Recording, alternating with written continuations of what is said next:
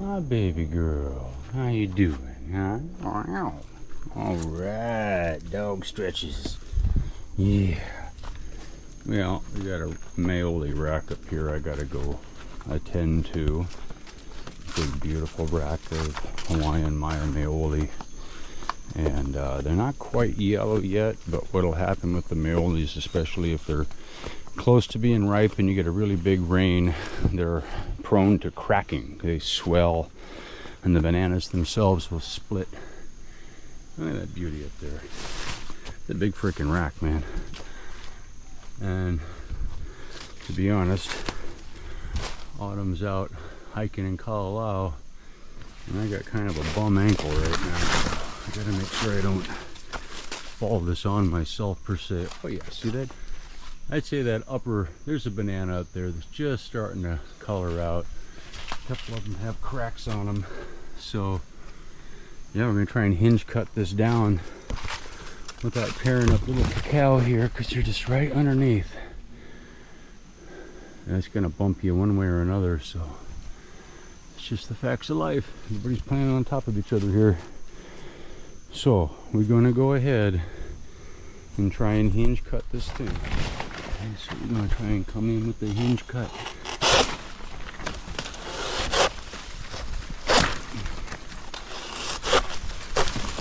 Oh, there it goes. Oh, right down a little too fast, but damn, we broke one banana already. Yeah, look at these beauties.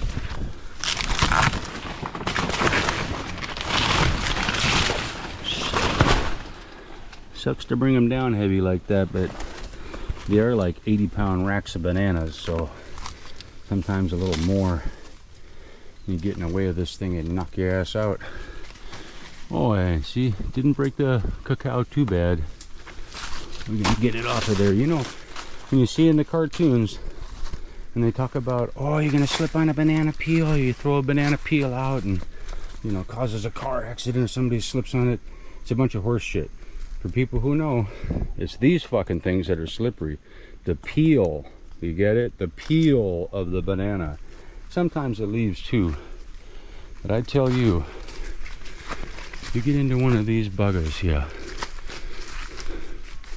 you get all of this. See, I just slipped on some down there. Slippery as shit. Just walking over here. It's an old piece of banana trunk. Come on. Yeah, see? These old rotten pieces of banana stump. That's what's comically slippery for any farmer that knows. The banana peel, right? Got nothing to do with the fruit peels. That's stupid Hollywood laughable crap. See, I'm in here walking in the garden. Here's old rot ones down here. About to break my ass on them. But they're really good compost, so I do it anyway.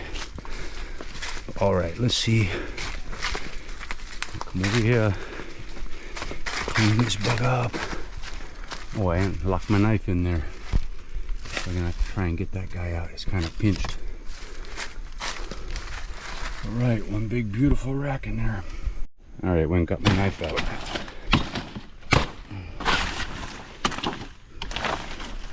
And for anybody who might be wondering if you're doing any ag stuff yourself, I had a friend bring this up the other day when we were talking about some of the videos. He said, oh, what's that saw you're always using?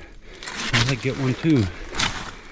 I said, well, these are the samurai pruning saws, and there's two kinds that are good, and one's got a coarse cut and one's got a fine cut, and of course the fine cut's a couple dollars more, so that's the one you want.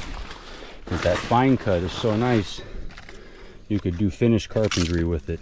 Literally, it's like a really nice, like Japanese finishing blade for being a pruning saw, but obviously make a good cut for the tree, clean cuts. And oh, Jesus, look at that. Right, 3-foot rack. Oh, this thing. I'm gonna have to break this into pieces. Yeah, see, this is a Maole characteristic where this top hand here has very long fruit stems, and the top hand flops to the side like a bad hair day. I know I've said this in other videos, but key characteristic of these Tahitian Maoles, they came with the Hawaiian. And see, there's the split one. And see, it hasn't molded or rotted yet. I could boil this up and make a fine plantain. This guy's kind of splitting. Yeah, and that's just, you know, and a variety, Hawaiian variety called Popo Ulu. Almost every one will do that. And they're extra fat. I have yet to find those. But yeah, another rack of Maia Maole. At least it didn't fall on me this time. Aloha.